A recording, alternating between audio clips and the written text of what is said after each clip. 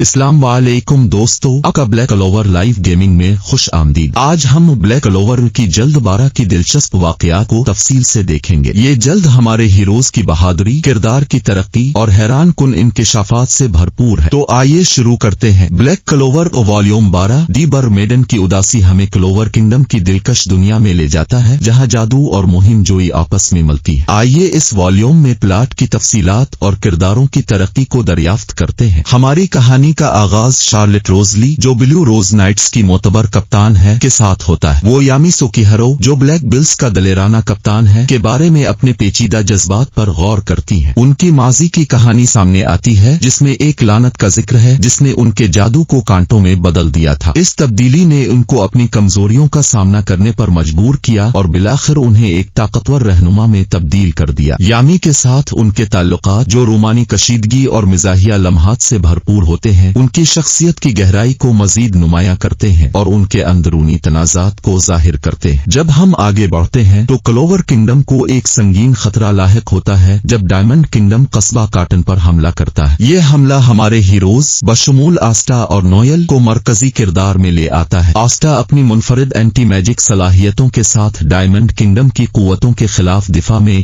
ایک اہم کردار ادا کرتا ہے۔ وہ اپنی ترقی کا مظاہرہ کرتے ہیں، اپنی اینٹی میجک تلوار کو جادوئی حملوں کا مقابلہ کرنے کے لیے استعمال کرتے ہیں، جبکہ نوئل اپنے پانی کے جادو پر بہتر کنٹرول کا مظاہرہ کرتی۔ ان کی ٹیم ورک اور عزم اس وقت چمکتا ہے جب وہ طاقتور مخالفین کا مقابلہ کرتے ہیں اور ان کی بطور جادوئی نائٹس ترقی کو ظاہر کرتے ہیں۔ ڈائمنڈ کنگڈم کی قوتوں کی قیادت طاقتور مخالفین جیسے کہ مارس اور لارڈ روس کرتے ہیں، جو ہمارے ہیروز کو ان کی حدود تک پہنچاتے ہیں۔ لارڈ روس، جو جادو کو جذب کرنے اور دوبارہ استعمال کرنے کی صلاحیت رکھتا ہے، آسٹا کے لیے ایک اہم چیلنج پیش کرتا ہے۔ تاہم آسٹا کی جدوجہد اور ہوشیاری اسے اپنی جگہ برقرار رکھنے کی اجازت دیتی ہے، جس سے اس کے اتحادیوں اور دشمنوں دونوں پر اثر ہوتا ہے۔ ایک لامکٹک مقابلے میں آسٹا اپنی شیطانی شکل کو استعمال کرتا ہے، اپنی طاقت اور رفتار کو بڑھا کر لارڈ روس کو شکست دیتا ہے۔ یہ تبدیلی نہ صرف آسٹا کی صلاحیت کو ظاہر کرتی ہے، بلکہ ایسی طاقت کے استعمال کے خطرات اور نتائج بھی ظاہر کرتی ہے۔ شدید لڑائیوں کے بعد توجہ آسٹا کے لعنتی بازوؤں کو ٹھیک کرنے کی کوشش پر مرکوز ہوتی ہے۔ ونیسا، جو بلیک بلز کی رکن ہے، جادوگر ملکہ کے ساتھ اپنے تعلق کا انکشاف کرتی ہے، جو پراسرار جادوگرنی کے جنگل میں رہتی ہے۔ وہ آسٹا اور اس کے دوستوں کو اس سفر میں رہنمائی کرنے کی پیشکش کرتی ہے۔